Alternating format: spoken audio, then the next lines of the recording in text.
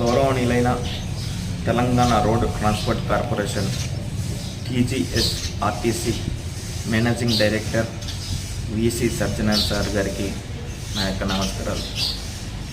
Sir, నా పేరు మూలె మేఘరాజు. నేను ఒక సామాజిక కార్యకర్తగా మరియు ఒక దళిత నాయకుడిగా పనిచేస్తున్నాను. విషయం ఏమిటంటే సార్, పెంట్లవెల్లి గ్రామంలో ఉమ్మడి ఆంధ్రప్రదేశ్ రోడ్డు రవాణా సంస్థ ఆధ్వర్యంలో 15/3/1997లో పెంట్లవెల్లి గ్రామంలో అప్పుడు కొల్లాపూర్ శాసనసభ్యులు డాక్టర్ కె మధుసూదన్ రావు గారి చేత ఒక బస్టాండ్ ప్రారంభించడం జరిగింది.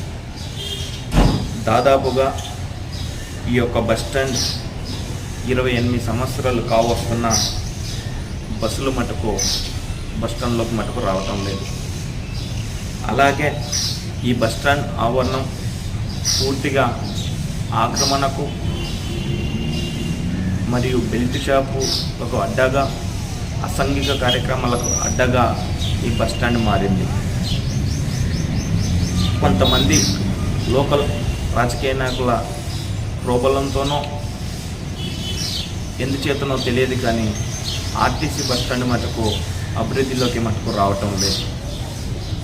ఇప్పటికైనా ఆర్టీసీ అధికారులు స్పందించి ఈ యొక్క బస్టాండ్ను అభివృద్ధిలోకి తీసుకొచ్చే విధంగా ప్రయత్నించాలని, అలాగే ఈ బస్టాండ్ యొక్క వాతావరణంలో దాదాపుగా 20 నుంచి 30 బస్సులు పార్కింగ్ చేసుకునే సౌకర్యం ఉన్నా కూడా ఈ బస్టాండ్ని వినియోగంలోకి తీసుకురావట్లేదు మన ఆర్టీసీ అధికారులు.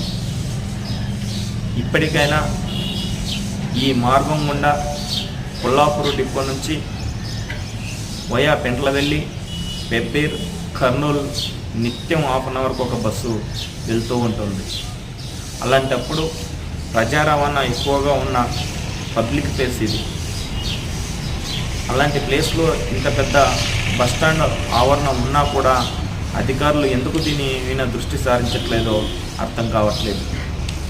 ఇప్పటికైనా ఆర్టీసీ అధికారులు స్పందించి ఈ బస్టాండ్ను ఆక్రమణకు కాకుండా, ఈ బస్టాండ్ ఆవరణలో అసాంఘిక కార్యక్రమాలు జరగకుండా ఈ బస్టాండ్ పూర్తిగా అభివృద్ధి పథకంలోకి తీసుకురావాలని కోరుకుంటూ, అలాగే ఇక్కడ ఎప్పుడో నిర్మించినటువంటి బిల్డింగు కాబట్టి బాత్రూమ్లు కానివ్వండి, ఈ బిల్డింగ్ యొక్క స్థితులు కానివ్వండి పూర్తిగా పాడైపోయి ఉన్నాయి.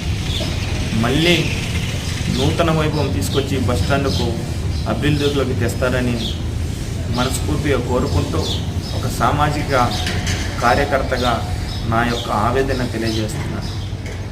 జై హింద్, జై భారత్.